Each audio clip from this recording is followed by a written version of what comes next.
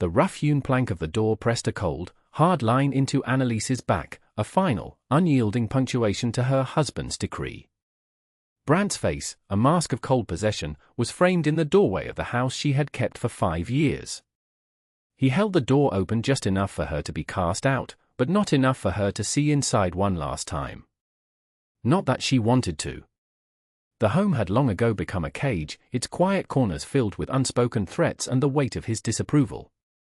He shoved a coarse burlap sack into her arms, its contents, a half-loaf of stale bread, a small wedge of hard cheese, and a single worn blanket, a calculated insult. "Your mother goes with you," he said, his voice flat, devoid of the fury she might have understood, but full of a chilling finality that was far worse. Annalise turned to see Marion, her mother, being pushed gently but firmly onto the porch by one of Brant's ranch hands. Marion stumbled, her thin, 70-year-old frame looking as brittle as a dried leaf. Annalise caught her, the familiar, frail weight of her mother's arm a sudden, terrifying anchor in a world that had just dissolved beneath her feet. The sack dug into Annalise's shoulder, a paltry inheritance from a life she had poured herself into. She looked at Brant, at the hard set of his jaw, the proprietary gleam in his eyes as he surveyed the vast expanse of land behind him, land he now claimed as solely his own. There was no room for pleading in the space between them, his decision was as solid and immense as the mountains that clawed at the horizon. She felt a coldness spread through her chest, an icy calm that pushed past the initial shock. This was not an argument. It was an execution of a life, and he was the unblinking executioner. She said nothing. Words were a currency he had devalued long ago. Instead, she adjusted the sack, settled her mother's trembling arm more securely in hers, and turned her back on the house. The door clicked shut behind them, a sound as definitive as a lock on a cell. The dust of the path puffed up around their worn boots, coating the hems of their dresses in a fine, ochre film. Each step was a deliberate severing. She could feel Brant's eyes on her back, but she did not look back. She would not give him the satisfaction of her tears. Her gaze was fixed forward, on the unforgiving line of the horizon, on the vast, indifferent wilderness that was now their only refuge.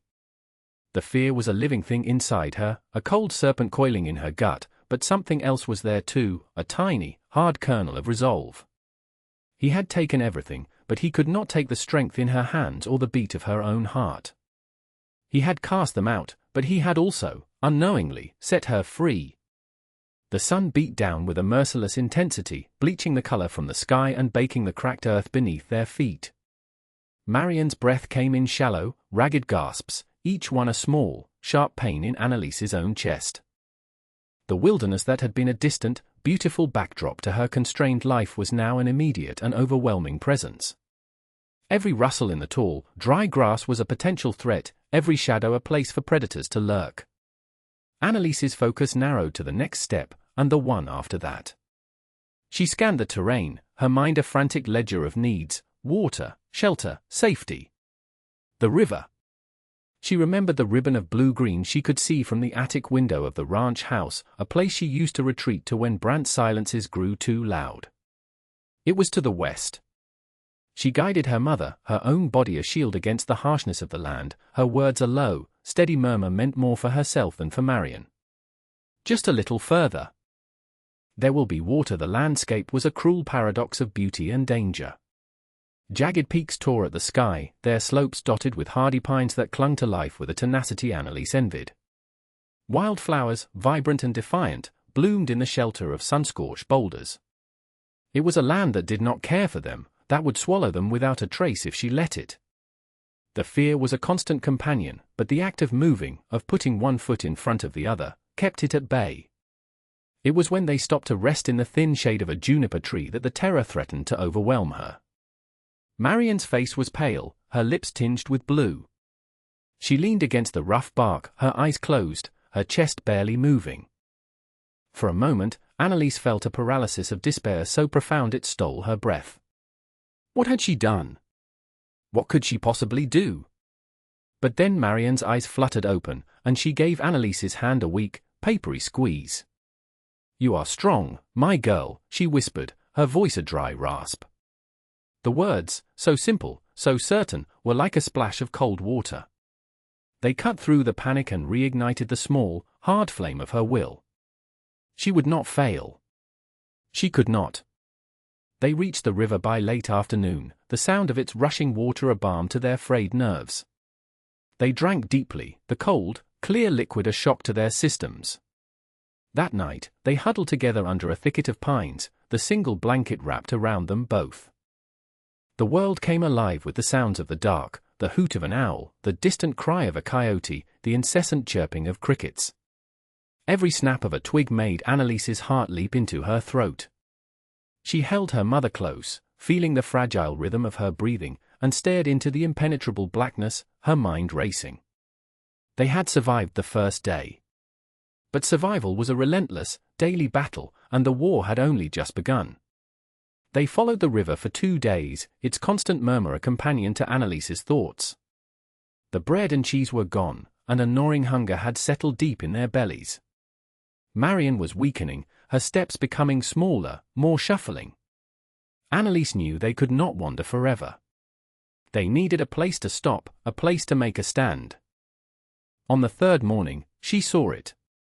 Tucked into the base of a steep, rocky embankment on the far side of a bend in the river was a dark opening, a shadow that didn't move with the sun. It was a shallow cave, more of a deep overhang, carved into the ancient stone by millennia of wind and water. It wasn't large, but it was shelter. A defense. There, Annalise said, her voice rough with disuse. We'll cross there. The water was shockingly cold, stealing the breath from her lungs as it swirled around her thighs. She carried their precious sack on her head, her other arm wrapped tightly around Marion, half guiding, half carrying her through the current. They collapsed on the other side, shivering and exhausted, but with a renewed flicker of purpose. The cave was damp and smelled of wet earth and stone. It was barely 10 feet deep and perhaps twice as wide, with a floor of packed dirt and loose scree. But its back wall was solid rock, and the overhang offered protection from the sky. It was a foundation. Something to build upon. Annalise's mind, sharpened by necessity, began to catalogue their surroundings. The river provided water. The forest floor was littered with fallen branches for fire. The steep banks were composed of loose, flat stones, a ready-made quarry. While Annalise explored the immediate area, her hands already feeling the heft of the rock she would need, Marion, leaning wearily against the cave wall, began her own quiet work. Her eyes, though clouded with age, were still sharp. She pointed a trembling finger toward a patch of green near the water's edge. "Cattails," she murmured. "The roots." "You can eat them," she directed Annalise to another plant with broad leaves. "Burdock." "Dig deep." Annalise followed her mother's instructions, using a sharp stick to pry the tough roots from the soil. That evening, as a small, carefully managed fire crackled to life in the mouth of their cave, they roasted the roots in the coals. They were starchy and earthy, not bread, not cheese, but they were food. They filled the aching void in their stomachs and vanquished the encroaching despair. As she watched the firelight dance across the stone walls of their new home, Annalise felt the first stirrings of something other than fear. It was a fierce, possessive pride. Brand had left them with nothing, but here, in this wild, unforgiving place, they had found something. A beginning. Stone by stone, she thought, the phrase forming in her mind like a prayer. Stone by stone. The meager sustenance of roots could not last. The gnawing ache in their bellies was a constant, urgent reminder of their precarious existence. Annalise spent hours watching the river, its surface shimmering with life. She could see the dark, fleeting shapes of fish darting in the clear water, a taunting promise of real food, of strength and survival. But they were swift and elusive, impossible to catch with her bare hands. Her mind worked tirelessly on the problem, turning it over and over. She needed a way to trap them, to use the river's own strength against its inhabitants. The idea came to her not in a flash of brilliance, but as a slow, logical construction, built from observation and desperate ingenuity. A fence. A funnel. She would build a wall in the water, one that would guide the fish to a place where they could not escape. The work was brutal. She found a stand of young, slender aspens and used the sharp edge of a flat rock to hack and worry at their bases, finally breaking them free. She sharpened the ends of these saplings into crude points by scraping them against the abrasive surface of a large boulder. Her hands, soft from years of domestic work, were soon raw, blistered, and bleeding, the pain a dull throb that she learned to ignore. Wading into the frigid current was a daily trial. The cold seeped into her bones, and the force of the water threatened to sweep her off her feet. She drove the first sharpened stake into the riverbed, using a heavy, rounded stone as a mallet. The impact jarred her arms to the shoulder. Thud! Thud! Thud! The sound was absorbed by the rushing water, a private, solitary rhythm of creation. She drove another, and another, forming a V-shape with the point aimed downstream, its wide mouth open to the current. It was a slow, agonizing process. Some stakes wouldn't hold in the loose gravel. Others were swept away by the current before she could secure them. Days blurred into a cycle of grueling labor, the only markers the rising and setting of the sun. Marian would watch from the bank, her face a canvas of worry and pride, calling out encouragement in her thin voice. Annalise wove thinner, more flexible branches between the upright stakes, creating a dense lattice that few fish could slip through. At the narrow point of the V, she constructed a small, circular enclosure, a trap from which there was no easy exit. When it was finally done, she stood back, shivering in the shallows, her body aching with an exhaustion so deep it felt elemental. The dam was a crude, ugly thing, but it was hers. She had bent the will of the river, just a little. The next morning, she approached the trap with a knot of anxiety in her stomach. Peering into the enclosure, she saw them. 3 silver-bodied fish, swimming in confused circles. A cry of triumph, raw and involuntary, escaped her lips. That night, the smell of fish roasting over the fire filled their small cave, a rich, savory scent of victory. It was more than a meal, it was proof. Proof that she could provide. Proof that they could endure. With a source of food secured, Annalise turned her full attention to their shelter. The rock overhang offered protection from rain, but it was open to the wind and the creatures of the night. It felt vulnerable, temporary. She needed walls. She needed a home. The phrase that had come to her in the firelight became her mantra, a rhythm for her work. Stone by stone. She began at the river bank, collecting the flat, weathered stones that lined the shore. She chose each one carefully, judging its size and shape, imagining its place in the wall. The first few she carried one by one, their weight a strain on her back and arms. Soon, she devised a sling from a piece of her old apron she found in the sack, allowing her to haul several at a time. The labor was monotonous and immense. Each stone was a victory against the entropy of the wilderness. She laid the first course, a foundation of the largest, flattest rocks, stretching across the mouth of the cave. There were gaps, of course, imperfections she couldn't avoid. She remembered watching masons in the town, how they used mortar to bind the stones together. She had no lime, no cement, but she had the earth itself.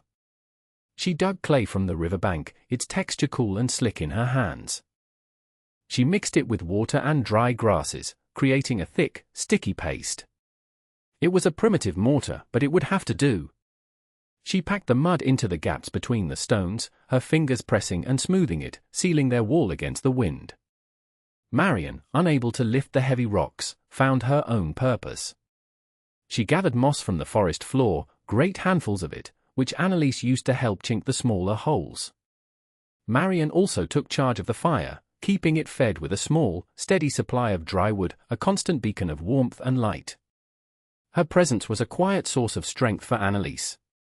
Seeing her mother there, tending the heart of their home, gave the back-breaking labor a deeper meaning. This was not just a shelter for one, it was a sanctuary for two. The wall grew slowly, course by course. It was not a beautiful thing. It was uneven, lumpy with mud, a testament to amateur, desperate hands.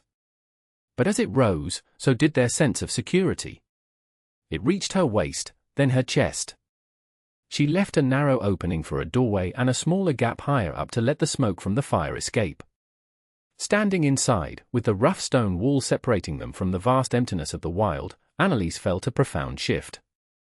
The cave was no longer just a place they had found, it was a place they had made. The wind could howl, but it would not touch them. The night could come, but they would be safe in the warm glow of their fire. She had built this. With her own 2 hands, stone by stone, she had built a home.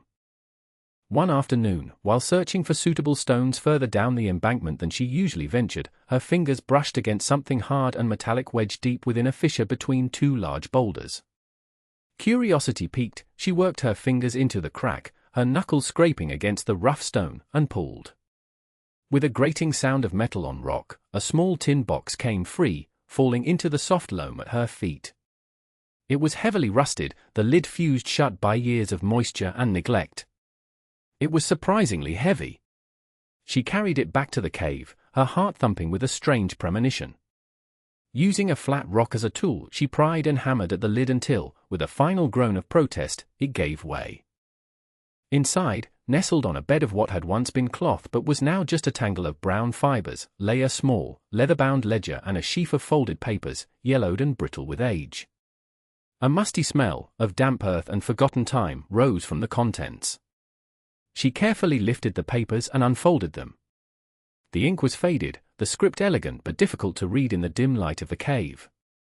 But one document was clearer than the rest. It was a property deed, meticulously drawn, its boundaries marked by creeks and ancient oaks. And at the bottom, in a bold, confident hand, was a signature that made her breath catch in her throat: Alastair Finch. Her grandfather. Annalise stared at the name, her mind struggling to connect this piece of resurrected paper with the vague, comforting stories her mother used to tell of the family land, the place they had come from before her father died and they were left with nothing. She looked at the boundaries described on the deed, her blood running cold as the realization dawned. The landmarks, the crooked creek, the stand of 3 sister peaks on the horizon, this was the land Brant's ranch was built on. "Mother," she said, her voice a strained whisper. She held out the deed. Marion took it, her fingers tracing the faded lines. She stared at it for a long time, her expression distant, her mind sifting through the fog of years. A flicker of something, anger, grief, crossed her face. "The betrayal," she murmured, her voice hollow. "His partner. Brant's father. He said the papers were lost in a fire. He said the claim was forfeit." Her memories were disjointed, fractured shards of a past she had long tried to forget. But the deed in her hands was a solid, undeniable truth. Brant hadn't just married her for her labor. He had married her to silence a claim he knew existed, to solidify his family's theft. He hadn't just cast her out, he had cast her off her own inheritance. The small, stone shelter suddenly felt like a fortress, and the rusted tin box, an arsenal. The fight for survival had become a fight for justice. The world Annalise had built with her mother felt complete, a universe of 2 contained by the river and the forest.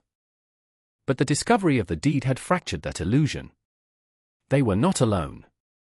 Their past was a living thing, and it was tied to the people who inhabited this land.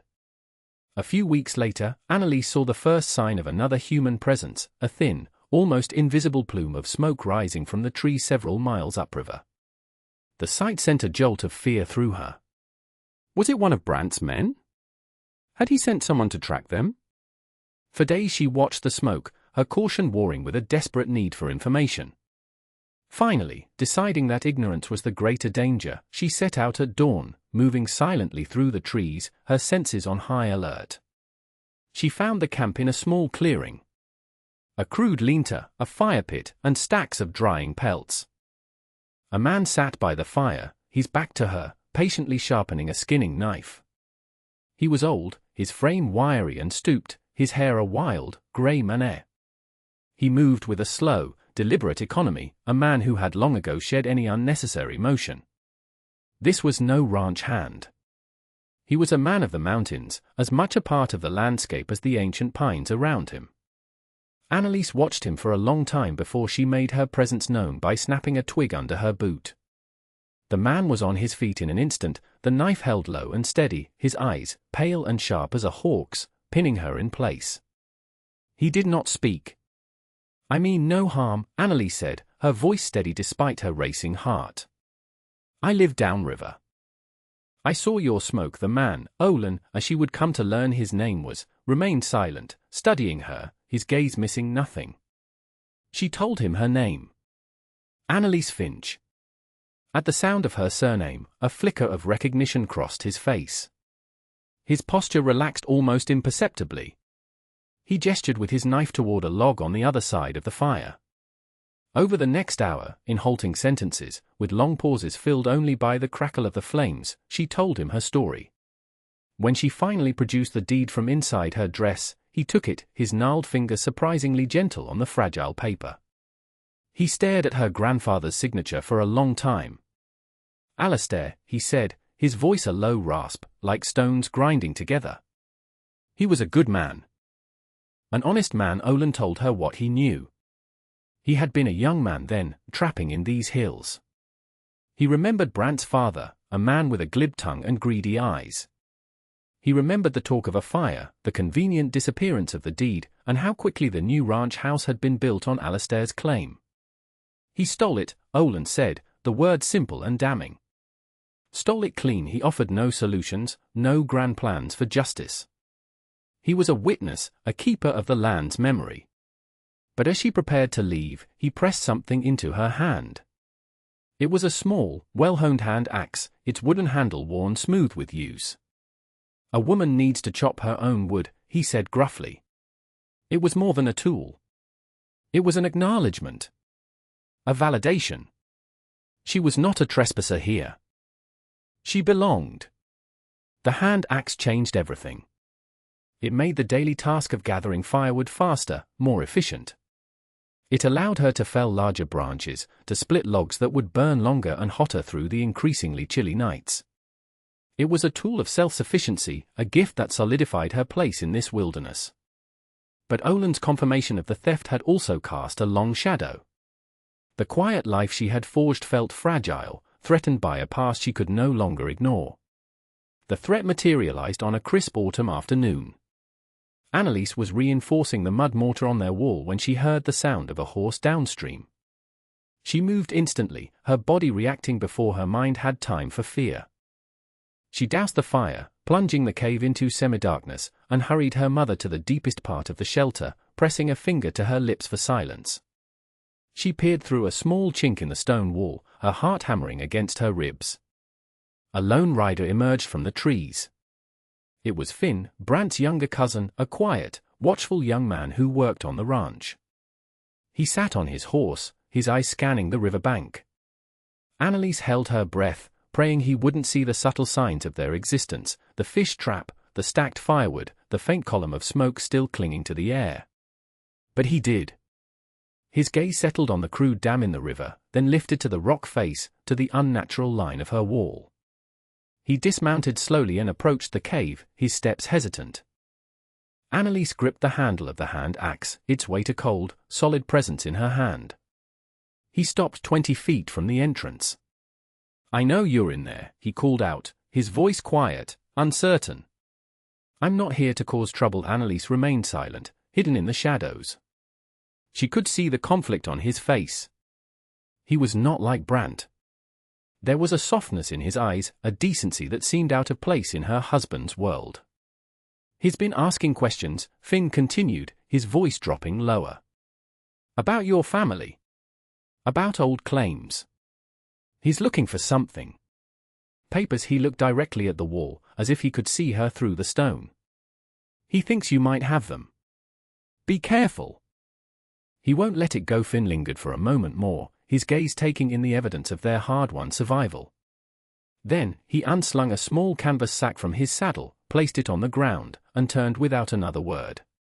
He mounted his horse and rode away, disappearing back into the trees. Annalise waited until the sound of the hoofbeats had faded completely before she dared to move. Outside, the sack sat where he had left it. Inside, she found a generous portion of flour and a block of precious salt. It was a gift, but it was also a warning. A confirmation that the world she had built was on a collision course with the one she had fled. Brant was coming. The air grew colder. The leaves on the aspens turned a brilliant, trembling gold, then fell, carpeting the forest floor. Annalise worked with a new urgency, reinforcing the shelter, smoking the last of the fish from the trap, gathering a large store of firewood. Finn's warning was a constant, low hum of anxiety beneath the surface of her daily chores. She knew the confrontation was inevitable. It came on a grey, overcast morning when the sky was the color of slate. She heard the horses first, the sound of more than one, their hoofbeats confident and intrusive in the quiet of the woods. This time, she didn't hide.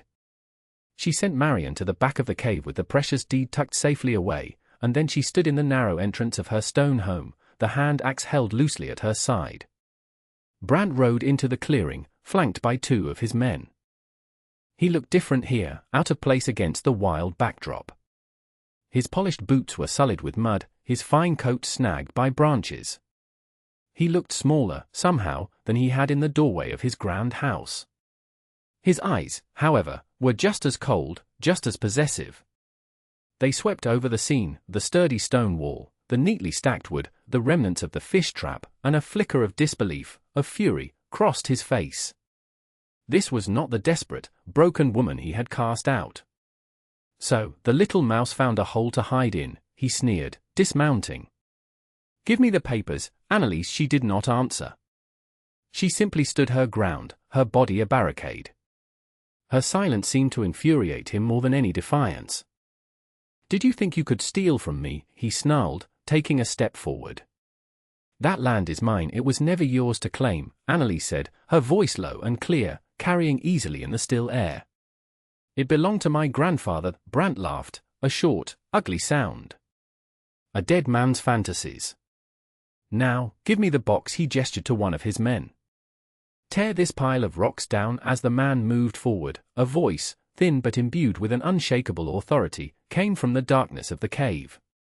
"You will not touch my home." Marion stepped into the light, her small frame held erect, her eyes, clear and bright with a sudden, lucid fire, fixed on Brant. "I remember your father, Thomas Brant," she said, her voice ringing with the clarity of a long-suppressed truth. "I remember his promises to my husband. I remember the fire that took nothing but the papers he needed. You are the son of a thief, and you live in a house built on lies." Brant was momentarily stunned into silence by her fierce, unexpected testimony. In that moment of hesitation, another figure emerged from the trees on the far side of the clearing. It was Olin, the old trapper, a silent, grim figure holding a long rifle, its barrel pointed at the sky but its presence an undeniable statement. He said nothing, merely stood there, a witness from the wilderness itself. 2 witnesses. A defiant woman. A wall of stone. Brant looked from Marion's damning gaze to Olin's silent judgment to Anneliese's unbreakable stance. He was a man accustomed to power, to controlling the narrative. Here, his power meant nothing. He was an intruder, and the truth was a fortress he could not breach. With a curse, he turned, swung himself back onto his horse, and galloped away, his men scrambling to follow. Anneliese did not watch them go. She turned and put her arm around her mother, and together they went back inside their home. Winter arrived, blanketing the world in a deep, silent layer of white. The river froze along its edges, and the air was sharp and clean in the lungs. Inside the small stone shelter, a fire burned steadily, its warmth a defiant glow against the cold. The confrontation with Brant had changed something fundamental within Anneliese. The constant, gnawing fear for their survival had been replaced by a quiet, settled strength.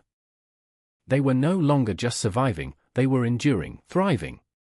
The flour and salt from Finn had been used sparingly, making their meals of smoked fish and dried roots feel like feasts. Olin had visited twice, bringing a freshly dressed rabbit on one occasion and a handful of medicinal herbs on another, his gruff companionship a welcome anchor in their solitude. He never spoke of the confrontation, but his presence was a reassurance, a silent alliance. The deed remained tucked away, a promise of a future battle, one that would be fought not with axes and stones, but with truth and law. Anneliese knew that when the snows melted, she would have to venture out, to find a circuit judge, to make her claim. The thought was daunting, but it no longer terrified her. She had faced down her tyrant, not in his house of stolen timber, but on her own ground, a home she had raised from the earth with her own hands. She had learned that strength was not the absence of fear, but the will to act in spite of it. One evening, as a gentle snow fell outside, she sat with Marion by the fire, mending a tear in their single blanket. The only sounds were the crackle of the flames and the soft whisper of the needle through the coarse wool. Marion was humming a tune, a half-forgotten lullaby from Annalise's childhood. In the warm, flickering light, the lines of worry on her mother's face seemed to have softened. She looked peaceful, content. The fragile savant had found her strength, not in physical power, but in the resilience of her spirit and the clarity of her memory. Annalise looked at the sturdy stone walls around them, at the neatly stacked firewood, at her mother's calm face. Everything they had earned. Everything they had built. Stone by stone, Marion whispered, her eyes meeting Annalise's across the hearth. Annalise smiled, a true, deep smile that reached her eyes. Yes, she said. Stone by stone the fight for the land was still to come, a long and uncertain road. But here, in the heart of the wilderness, in the home they had made from nothing, they had already won the most important victory. They had reclaimed themselves.